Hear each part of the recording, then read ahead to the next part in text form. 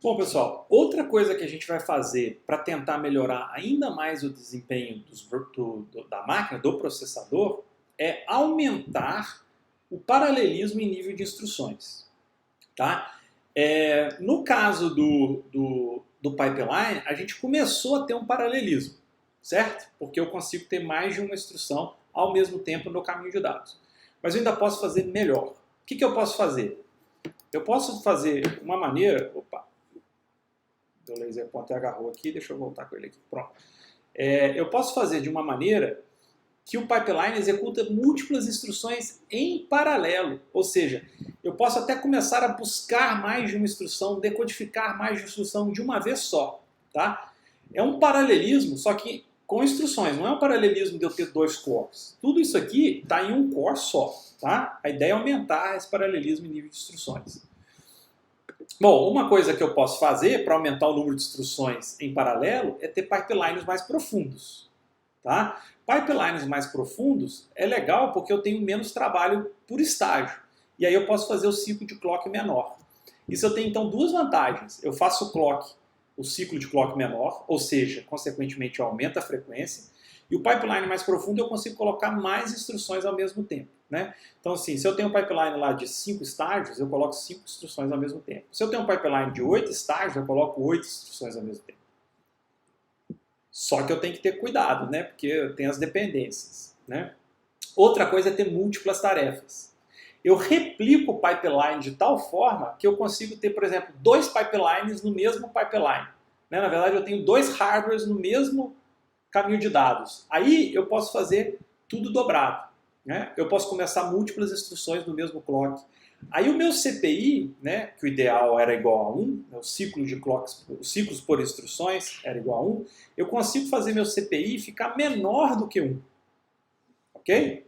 Aí até eu começo a usar o número de instruções por ciclo em vez do CPI para ficar mais fácil de eu mexer. Por exemplo, uma máquina de 4 GHz de 4 vias de múltiplos disparos é uma máquina que busca, ao invés de fazer o fetch e pegar só aquele endereço do PC, ele já pega o PC, PC mais 4, PC mais 8, PC mais 12. Ele já pega 4 instruções ao mesmo tempo, decodifica as 4 instruções, executa as 4 instruções e assim por diante. Aí o meu CPI passa a ser de 0,25. Olha que legal, eu gasto menos de um ciclo de clock por instruções, em média. E o meu IPC, né, instruções por ciclo, em média, é igual a 4. Só que esse aqui é o caso ideal. As dependências, obviamente, que vão reduzir esses ganhos na prática. Dependência de desvio, dependência de hardware, né, dependência estrutural e principalmente dependência de dados. Tá? Então vamos pensar em múltiplas tarefas. Eu tenho duas maneiras de fazer múltiplas tarefas. Uma é estática. Nesse caso, o compilador diz quais instruções podem disparar juntas. Isso é legal porque o compilador tem uma visão mais ampla, né, do que a máquina. Ele olha para o código e fala, essa instrução e essa podem disparar juntas.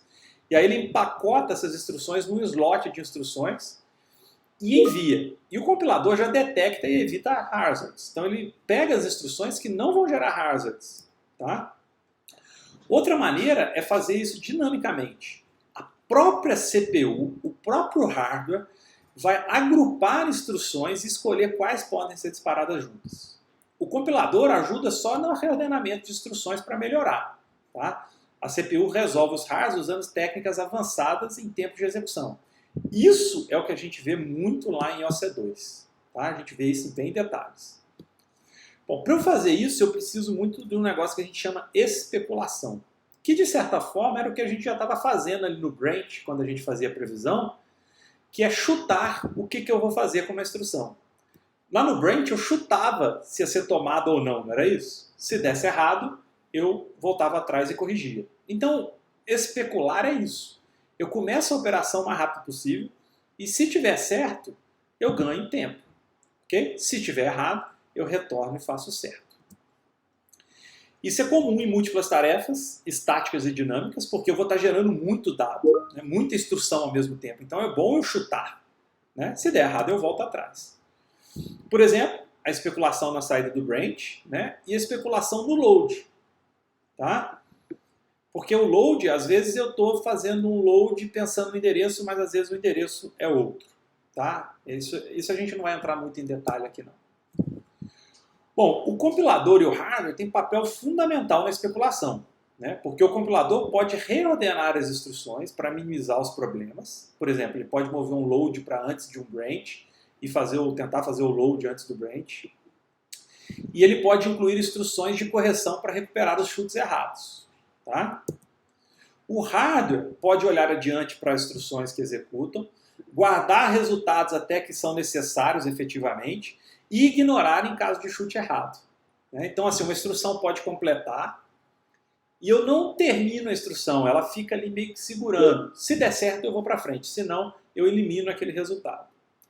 Essas coisas ficam bem abstratas aqui em OC1, tá? Lá em OC2 que a gente realmente aprofunda e vê isso em detalhe, como é que funciona. Como é que funcionam as múltiplas tarefas estáticas? Então, como eu disse antes, o compilador agrupa instruções em pacotes de disparos.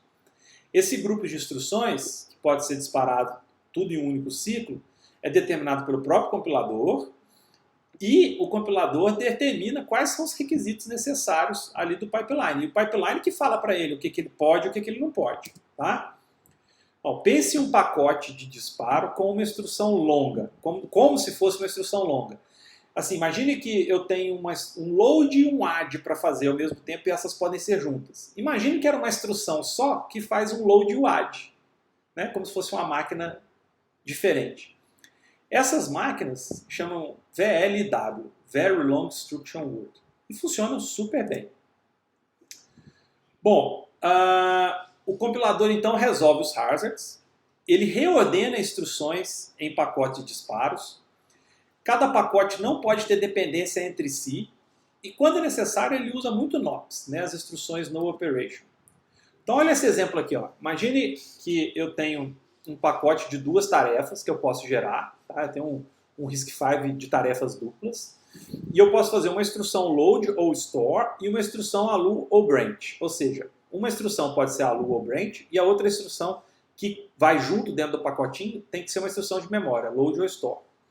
Então eu vou ter 64 bits alinhados, né? Lembra que a minha instrução tinha 32 bits? Se eu posso disparar duas, eu tenho 64 bits. Uma então é alu ou branch e a outra load ou store.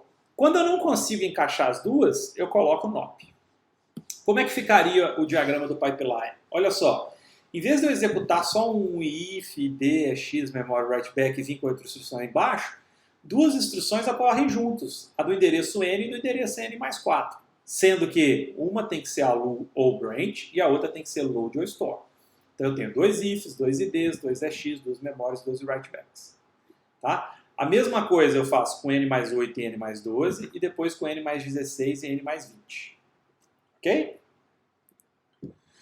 Como é que eu faço para ter essa máquina funcionando? Como é que eu faço, por exemplo, para ter essa RISC-V de tarefas duplas? Primeira coisa, na hora que eu leio o endereço aqui do PC, né, pelo PC, eu tenho que ler PC e PC mais 4 ao mesmo tempo. Então eu já saio com duas instruções aqui ao mesmo tempo e coloco aqui no registrador. Ao invés de eu buscar dois registradores, eu vou buscar 4 registradores, 2 por instruções. Então eu vou ter que ter novas portas de leitura.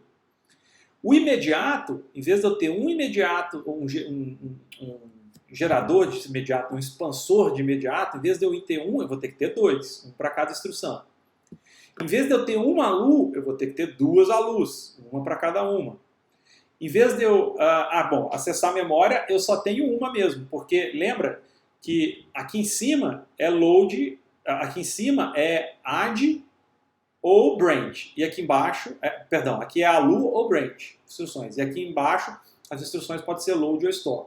Então eu só posso fazer um load ou um store por vez, tá? E o cara aqui de cima vai simplesmente passar reto. E depois eu tenho que ser capaz de escrever em 2 registradores aqui atrás ao mesmo tempo. Então o caminho de dados fica um tanto quanto mais complexo. Bom, eu vou ter mais instruções executando em paralelo, né? Eu tenho hardware de dados. Imagina que eu tenho essas duas instruções aqui, uma é add e outra é load. Só que o load depende do add. Tá? Nesse caso, eu não consigo colocar as duas no mesmo pacote, mesmo sendo uma do tipo alu e uma do tipo memória. Neste caso, eu tenho que separar em 2 pacotes diferentes. O hardware tem que fazer, o compilador tem que fazer isso, tá? Bom, e eu tenho aquele load use hazard, né? Lembra que depois do load eu preciso de um ciclo de clock para executar a próxima instrução. Isso continua existindo. Só que agora eu perco duas instruções, porque um ciclo de clock me impactam duas instruções. Então o agendamento do código, o reordenamento do código tem que ser mais agressivo. Olha esse exemplo aqui, ó, do RISC-V de duas entradas. Eu tenho load x31 0 x20, aí eu tenho add x31 x31 x21, eu tenho uma dependência aqui, ó, do load com add. Eu já sei que eu vou ter que precisar de um ciclo de install aqui, de um para o outro. O resultado desse add é usado pelo store para guardar na memória. Depois eu tenho duas instruções, o add i, x20, x20 menos 8, e o branch on less than, x22, x20 loop. Esse aqui é meu índice, né, o meu ponteiro do loop. Né, e aqui eu vejo se esse meu cara já é menor do que um valor estabelecido. Né, então ele tem dependência desses dois. Como é que ele organizaria? Bom, essas duas instruções, uma é load e outra é add, poderia estar junto no pacote, mas não estão porque elas têm dependências. Então olha como é que ele fez. No ciclo 1, ele fez só o load. Na pedaço de instruções que é de alu e branch, ele colocou um nop. E aí ele fez o load. Opa, esse add não pode começar logo depois do load, porque eu preciso de um ciclo de install. Então o que ele fez? Ele puxou esse add i aqui, ó. Então ele fez o add i, x20, x20 menos 8, e colocou o nop aqui. Ok? Aí sim ele faz o add aqui, que não pode ser feito junto com o store, porque ele depende, o store depende do add, então tem que dar um ciclo de clock um entre um e outro. Então ele coloca o add i e colocou o nop. Colocou o add e o nop. Aí sim ele faz um branch, que é uma operação alu, né, e o store ao mesmo tempo. O store ele fez uma correção, porque olha só, o store era em 0x20, que era no mesmo endereço que foi feito o load, certo? Só que observe que como ele puxou o add i para antes do store e já decrementou de menos 8, ele corrige o offset com 8, porque esse 8 vai compensar o menos 8 e aí vai dar o mesmo endereço. Nesse caso ele teve 5 instruções sendo executadas em 4 ciclos, né? Óbvio que não é bem 4 ciclos, mas vamos dizer que é cada uma instrução por ciclo, só para ficar fácil. Então daria 5 dividido por 4, 5 instruções por 4 ciclos, 1.25 instruções por ciclo. E a gente sabe que o número de instruções por ciclo nessa máquina, o pico seria 2. Né? Mas enfim, é melhor do que nada. Bom, essas máquinas com essas múltiplas tarefas dinâmicas, reagendadas pela própria máquina, é chamado de processador superescalar. Tá? Que eu entro muito em detalhe na OC2, a gente vê vários tipos de processadores superescalares lá, é muito legal. Tá? Aconselho vocês a verem OC2, talvez no próximo. Geralmente a gente pula de 2 em 2 semestres. Né? Eu não vou falar isso aqui porque talvez a gente vai reaproveitar essa aula, então eu não vou falar qual semestre que é. Fica de olho lá nas ofertas. Bom, a própria CPU decide qual instrução disparar, se é a instrução 0, se é a instrução 1, se é a instrução 2, se é a instrução 3. Em cada ciclo ele olha para as instruções, vê a capacidade do hardware e vê se pode disparar ou não. Tá? E obviamente que ela tem que evitar hardware estrutural, hardware de dados e assim por diante. Ela evita que o compilador fique agendando, né, reorganizando, né, mas ele ainda pode ajudar bastante. Né? E a semântica do código tem que ser garantida para a CPU, senão ele gera uma semântica aleatória e aí o código não vai funcionar como você queria. Bom, esse agendamento dinâmico do pipeline permite que a CPU execute instruções fora de ordem para evitar stall. Isso é muito legal. O próprio hardware pode olhar e falar assim, ó, segura essa instrução, mas dispara aquela lá da frente. Isso é muito bacana. Tipo nesse exemplo aqui, ó. Imagina que eu tenho load, x31, 20, x21. E eu tenho add, x1, x31, x2. O add vai depender do load. O sub e o end aqui não dependem, tá? O end depende do sub. Eu posso começar a executar o sub antes de começar a executar o add, porque o add está esperando o load. E a máquina ela é esperta o suficiente para identificar isso. Tá? Como é que ela faz isso, Omar? De novo, uma propaganda para OC2. Tá? Aqui eu só vou dizer que faz. E é muito bom. Tá? O que ela faz basicamente é isso aqui. Ó. Isso aqui que é o hardware. Você tem a busca da instrução e o decode. Aí você coloca essas reservations stations aqui. que é como se fossem os locais onde as instruções ficam esperando. O livro do Patrick Snyder-Hennessy, ele explica de um jeito que eu não gosto muito, né? Que depois vai para a renomeação de registradores e tudo mais, que ele chama até o nome do algoritmo de Tomasulo. É muito confuso, tá? Tem um outro livro que é muito melhor, que ele é um livro mais específico de superescalar, que é o que eu me baseei para fazer as aulas de OC2. Aí a coisa fica muito melhor, e é muito melhor do que essa figura aqui. Mas basicamente aqui ficam as instruções esperando a oportunidade de serem executadas. Quando tem a oportunidade, ela vai e executa. Tá? E depois eu faço o commit para colocar as instruções em ordem de novo. Tá? Então eu vou lá e busco as instruções em ordem, até para preservar as dependências. Depois eu seguro elas aqui nas estações de reserva até ela poder ser disparada. Quando ela pode ser disparada, eu disparo. E eu posso fazer encaminhamento daqui de trás, daqui da frente para trás, quando estiver esperando algum resultado, para poder acelerar. E aqui eu reordeno as instruções para que elas terminem em ordem e evite alguns problemas lá, principalmente com a especulação. Tá? E eu também, aqui da unidade de commit, né, a instrução às vezes já terminou, está aqui na unidade de commit esperando fazer o commit dela, mas as instruções mais antigas não terminaram, então ela não pode fazer o commit porque é em ordem, mas eu posso fornecer o dado para quem quiser. Aqui é horrível, né, a maneira como esse livro explica. A maneira que o outro livro explica é muito melhor. Tá bom? Bom, por que agendar dinamicamente se é tão complicado por hardware? Porque o compilador não consegue agendar tudo. Tá? Ele não tem essa capacidade. Porque nem tudo pode ser previsto antes. Tá? Algumas coisas sim, mas outras não. Tipo, cache de miss de cache, né, que vocês ainda não viram o que é, vocês vão ver lá na frente. Né? Daqui a pouco é o próximo tema, né, hierarquia de memória. Implementações diferentes de uma arquitetura pode ter latências e hardwares diferentes. Às vezes os dados variam com a entrada do usuário, então você pode... o compilador talvez não saiba se vai ter dependência ou não. Então tem esses problemas. Bom, múltiplas tarefas funcionam? Óbvio que funcionam. Né? E elas são a base dos nossos computadores atuais. Eu vou mostrar para vocês. Sim, mas não muito como gostaríamos. Porque, por exemplo, se eu posso buscar e disparar 4 instruções ao mesmo tempo, eu queria que eu disparasse 4, tivesse cheio. Mas as dependências limitam. Mas as dependências já limitavam quando eu buscava uma só, não é verdade? Então, se eu buscar 2, 4, eu já estou melhorando. Algumas dependências são praticamente impossíveis de eliminar, né? E algumas são difíceis. Paralelismo nem sempre é exposto. Atraso de memória são limitados por largura de banda, muitas vezes. E especulação ajuda quando muito bem feito. Olha aqui, gente, complexidade do agendamento e especulação que requer energia. Né? Você vê como é que a gente mostra máquinas antigas. Múltiplos core simples podem ser melhor.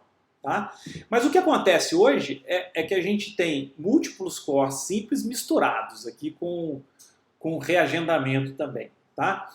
Mas olha só as máquinas. O 486, lá de 1989, tinha uma taxa de clock de 25 MHz, tinha um pipeline de 5 estágios, disparava uma instrução só por vez, obviamente que não tinha fora de ordem, porque era só uma, tinha um core só e gastava 5 watts ali, né? A potência era bem baixa. Aí, obviamente, que as máquinas foram melhorando, olha só, o Pentium, até o Pentium 4 Prescott, aqui ó, a gente vê que a potência vai aumentando muito. E todos esses caras tinham um core só. Mas também tinha a questão da frequência, que também ia aumentando, e teve um problema também de limitação do transistor, que fez com que a potência aumentasse. Não foi só o reagendamento, né? Fica meio complicado a gente falar isso, porque fica parecendo que só o reagendamento que gasta muita energia, mas não é. Mas olha aqui o Pentium 4 Prescott, quantos estágios ele tinha no pipeline? 31 estágios. Né? E ele disparava 3 instruções ao mesmo tempo. Né? E fora de ordem, era uma máquina bem complexa.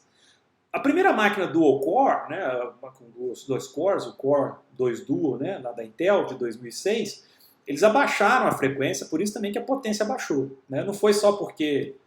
Mas obviamente que se eu tenho 2 cores e eu consigo paralelizar nos cores, eu ganho também. Né? O número de estágios do pipeline diminuiu para 14, eu comecei a disparar 4 por vez, né? E tinha 2 cores. Né? O Ultra Spark também, ó, o Ultra Spark de 2003 já gastava 90, né? Gastava bastante, né? Tinha 14 pipelines, disparava 4 por vez, e depois o Ultra Spark 1, ele passou a ser 1 por vez, ele tirou esse negócio do reagendamento e botou 8 cores, aí realmente ele diminuiu um pouquinho a frequência, mas ele diminuiu também porque diminuiu a frequência aqui, tá? Bom, tá dando 20 minutos aqui, mas eu vou em frente porque a gente está quase terminando. Olha aqui 2 processadores do mercado hoje. Vamos ver comparações entre eles, que legal. Aqui o gasto energético, aqui o ARM A53, que é muito usado em celulares, né? E o Intel Core i7 920, que é servidores e usado em cloud, né? Para autoprocessamento. Então são máquinas bem diferentes. Essa aqui é uma máquina de uso pessoal que não é para fazer grandes processamentos. O celular não é para fazer grande processamento. O processamento é feito lá na nuvem e volta para cá. Aqui é mais interface e rodar aplicativos, né? Então aqui, ó, aqui gasta muito menos do que aqui. A taxa de clock aqui é bem menor do que aqui. Mas os dois têm 4 cores, né? Os dois têm ponto flutuante. Esse aqui mais simples, obviamente. Os dois têm disparos dinâmicos. Esse aqui só disparam 2 por clock. Esse aqui pode disparar até 4 por clock. Essa aqui é uma máquina RISC, bem simples, com 8 estágios de pipeline. Essa é uma máquina CISC, 14 estágios de pipeline. O reagendamento do pipeline aqui é feito em ordem estático. Aqui pode ser dinâmico, fora de ordem, com especulação. Óbvio, eu quero desempenho aqui. Aqui o desempenho não é tão importante. Eu consumir menos é importante, né? Se o seu celular for um pouquinho mais lento, um pouquinho mais rápido, talvez para você não faça diferença. Mas se você puder ficar um dia, algumas horas a mais com a bateria, talvez isso faça diferença para você. Agora a máquina que vai, quando você faz alguma coisa no celular e manda processar, a máquina que vai processar lá na nuvem e retornar para você, essa sim tem que ser rápida, né? Então ela tem que gastar energia para ser rápida para você. Essa tem um Branch Prediction híbrido e a do Intel Core i7 tem um de 2 níveis. Não vou falar das caches porque vocês não viram ainda, é o próximo tema. Aqui só para vocês terem uma ideia, um esquemático do diagrama do pipeline dessas máquinas, mas bem simples. Aqui estão os 8 estágios do pipeline, do ARM, né? Então aqui, ó, eu tenho 4 estágios de busca e predição, né, de previsão de branch, né, quando eu vejo que é um branch, porque já mistura, ó, no primeiro estágio eu faço busca na memória, né, no primeiro e no segundo estágio. No terceiro estágio eu já estou fazendo previsão, se for branch, e eu já estou fazendo a decodificação, que a gente chama de early decode. Eu uso 4 estágios para decodificar, mas é junto, ó. Quando eu estou fazendo o FET 3, eu estou fazendo o decode 1 aqui. Aqui eu termino o previsor no F4 e eu já estou no segundo estágio do decode. Aí eu faço decode sozinho. Depois, no último estágio de decode, que é o 6º ciclo de clock, eu já estou fazendo também o disparo para execução. Aí a execução ocorre em 2 ciclos. Aqui é o pipeline inteiro, tá? Então ele ocorre 2 ciclos. Aí eu tenho duas ALUs. Tem um aqui para multiplicação, para divisão, um de load e um de store. E eu tenho um ciclo para write back. O que eu tenho aqui embaixo é o ponto flutuante. O ponto flutuante vai um ciclo além, ou seja, o ponto flutuante demora 9 ciclos. Tá? Aqui é o banco de registradores do ponto flutuante, aqui multiplicação, divisão, raiz quadrada e ALU do ponto flutuante. Tá? Ó, como eu tenho 2 instruções por vez, né, eu posso buscar e disparar 2 instruções por vez, o meu CPI ideal seria de meio. Então aqui está comparações de como é que é o CPI em diversos programas diferentes, tá? Com essa máquina, com o ARM Cortex A53. Então o CPI ideal é meio, que é o que está marcadinho em azul. O que eu tenho em azul claro é o que eu tenho de stalls do pipeline, por causa de branches. A gente vê aqui que menos para alguns e mais para outros. E o que eu tenho em azul é stalls de hierarquia de memória. Vocês vão entender no próximo tópico da aula. Mas a gente vê, ó, que para esse exemplo aqui a gente tem um CPI menor do que 1, que é muito bom. E para esse aqui a gente tem um CPI de 1, o que é muito bom. Se eu tivesse uma máquina que disparava 1 só, meu CPI base já seria 1, e aí o meu CPI ia ser 1,5, 1,6. Tá? Então, de certa forma, eu ganho já disparando 2 por vez. Aqui, gente, o caminho de dados do Core i7, né, é bem mais complicado. Eu tenho meus 14 estágios aqui, que é tudo meio misturado aqui, né? Eu tenho que ver quantos que eu tenho. Aí tem o TLB, tem umas coisas aqui que não está ainda no radar de vocês. Vocês vão ver mais para frente, tá? Então, aqui ele entra, aqui ele vai mandar lá a estação de reserva, para onde que vai, esse tipo de coisa, tá? Até chegar lá no finalzinho. São 14 estágios. E aqui a gente vê, ó, a CPI dele, como ele dispara 4 por vez, que estava aqui na tabelinha, ó, ele busca 4 por vez, dispara 4 por vez, a CPI ideal seria 0,25. Observe que essa linha aqui é meio. E aí, para aqueles vários programas, observe quanto que varia. Vamos ver um para comparar aqui, ó. Esse aqui, o HMMER, que era o mais rápido, mas aqui, ó, é esse aqui, ó. Ele gasta 0,61, enquanto que no Core i2 é 0,97 o CPI. Opa, ele melhora bastante, né? E aqui é stall e especulação ruim, tá? Olha esse MCF aqui, ó, que aqui ele demora, o CPI dele é 2,7. Olha aqui no A53, no ARM, é 8,56. Ah, então essa máquina é uma porcaria. Não, gente. Se você colocasse, primeiro, se você tivesse que colocar um processador do i7 aqui no seu celular ia ser gigante. E esquentar para dedéu. E a bateria ia se acabar rapidinho, né? Então, na verdade, cada um na sua praia. Essa é a vantagem dos computadores. Tá? Aqui ele só está mostrando o quanto de branch que ele prevê errado. Você vê que prevê muito errado, prevê 10% de erro. Né? E o tanto de trabalho de especulação que ele fez à toa. Né? Quando ele faz muito à toa é 38%, 39%. Então, assim, é bom fazer especulação. Né? Na maioria dos casos, você acerta. Bom, gente, é isso. Deixa eu voltar aqui para o OBS. Bom, estou congelado aqui, então vocês vão ver grandão congelado. Era isso que a gente tinha para falar de pipeline. Essa aula de hoje foi mais ilustrativa. Né? Fiquei com a boca aqui de que estava falando francês. Ça va?